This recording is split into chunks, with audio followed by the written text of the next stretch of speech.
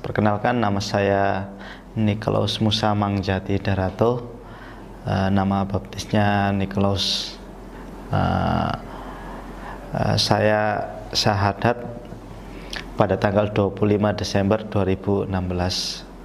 Dulu saya dari agama Katolik, Kristen Katolik.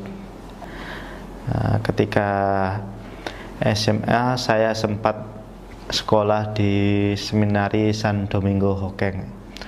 Kemudian lulusnya itu di SMA Sin Gabriel Maumere.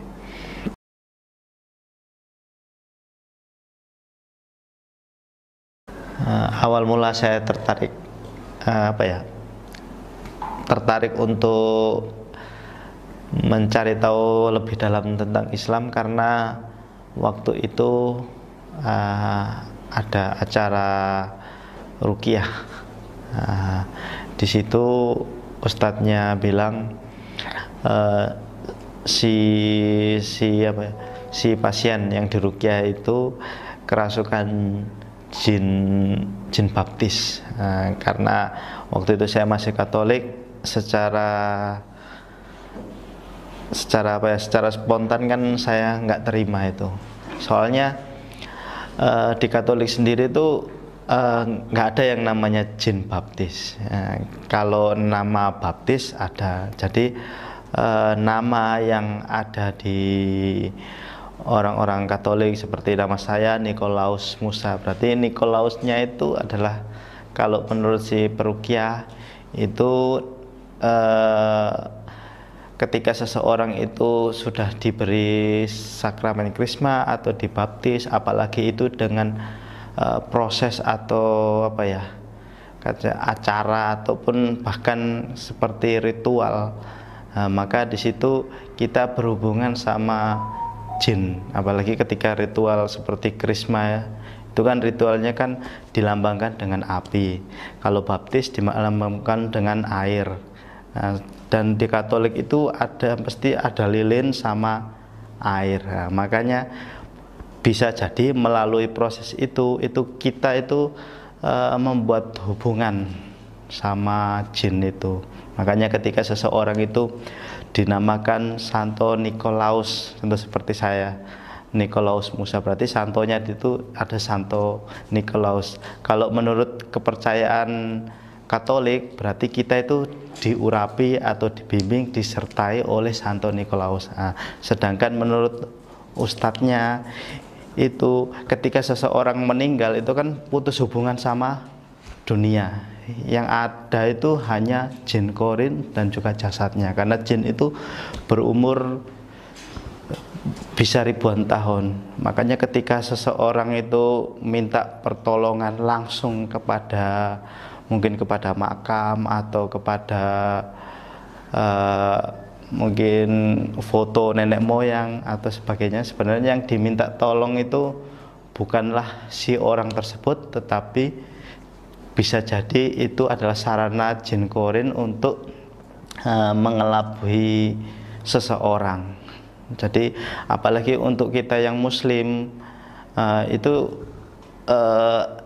kalau yang imannya belum kuat malah lebih percaya apa yang dibilang oleh si jin daripada yang dibilang oleh Al-Quran.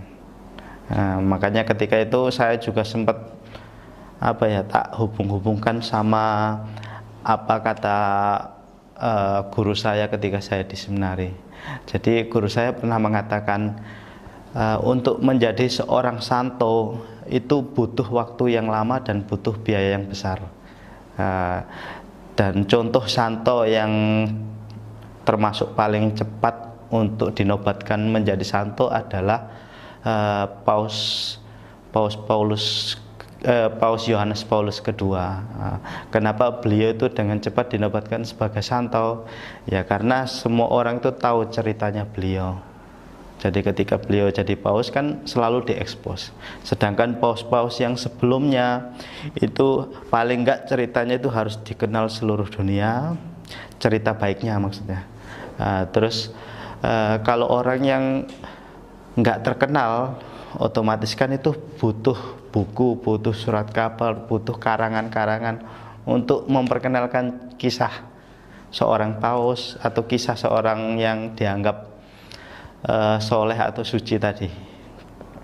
Jadi kalau menurut pastor saya itu, daripada kita menamai anak cucu kita nanti itu seorang yang kita tidak kenal, contoh paus Santo Nikolaus itu kan saya sendiri kan tidak kenal Santo Nikolaus itu seperti apa, cara untuk meneladani Santo Nikolaus itu seperti apa itu nggak tahu. Daripada makanya ketika di seminar itu ada tugas untuk kita itu mencari tahu nama kita. Jadi saya Santo Nikolaus, Santo Nikolaus itu ciri-cirinya sabar. Emang kita itu berusaha meniru hidupnya beliau, hidupnya Santo Nikolaus tadi. Dan untuk pendapat pastor saya itu begini, daripada kita menamai anak cucu kita orang soleh yang kita tidak kenal, mending kita namain anak cucu kita itu nenek moyang kita, mungkin kakek kita yang betul-betul kehidupannya itu kita kenal. Jadi di situ jadi kan saya berpendapat begini, benar juga ya, daripada kita menamain orang yang nggak kita kenal, ya mending kita namain kakek kita. Soalnya secara doa itu di Katolik itu sangat simpel. Ketika kita menghadapi suatu masalah, ketika kita sudah mengenal dan yakin bahwa kita itu disertai oleh Santo Nikolaus, dan kita yakin bahwa Santo Nikolaus itu senantiasa menyertai kita, otomatis kan kita doanya itu secara spontan. Jadi contoh gini, waktu itu saya mau ujian, saya juga berdoa kepada, kalau di Katolik itu ada Bunda Maria, ada pelindung para pekerja kayak Santo Yosef atau apa itu. Ketika saya bekerja saya minta doa aja. Ya Santo Yosef bantu saya dalam pekerjaan ini. Ya. Ketika saya mau ujian saya minta doa juga kepada Santo Nikolaus. Ya Santo Nikolaus bantu saya karena saya mau ujian, bimbing saya. Dan saya yakin waktu itu memang Santo Nikolaus itu membimbing saya. Meskipun itu ujung-ujungnya ditujukan kepada Yesus. Kalau secara Katolik kan Yesus ya.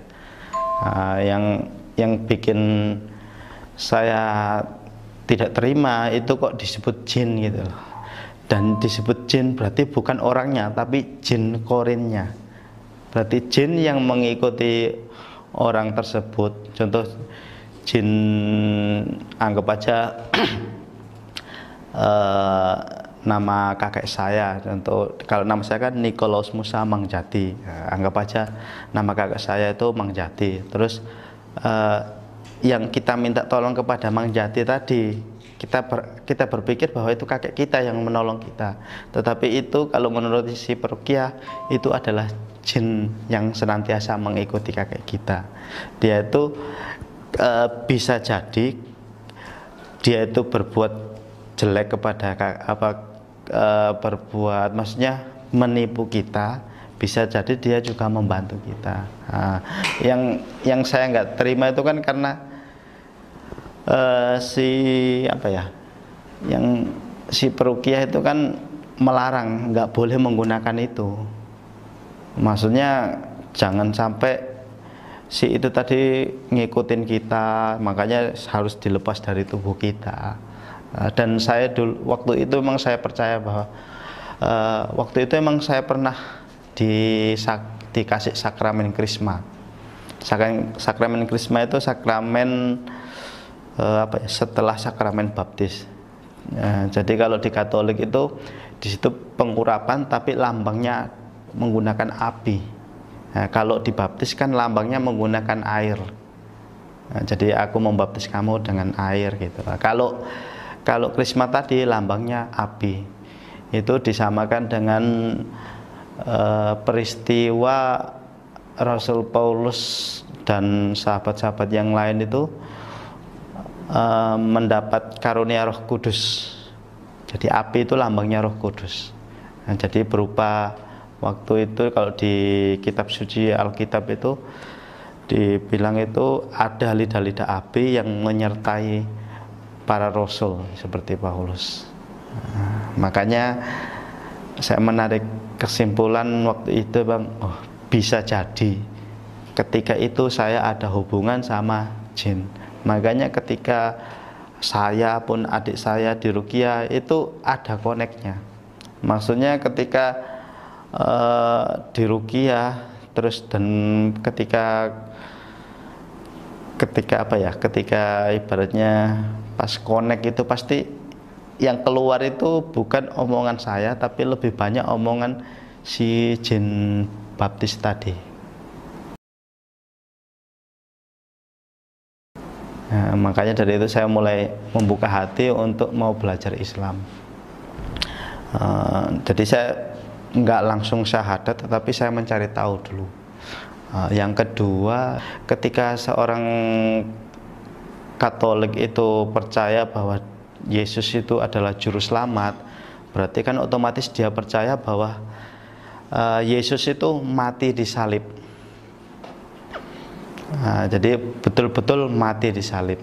Sedangkan di Alkitab itu kata-kata bahwa Yesus mati di salib itu masih rancuh.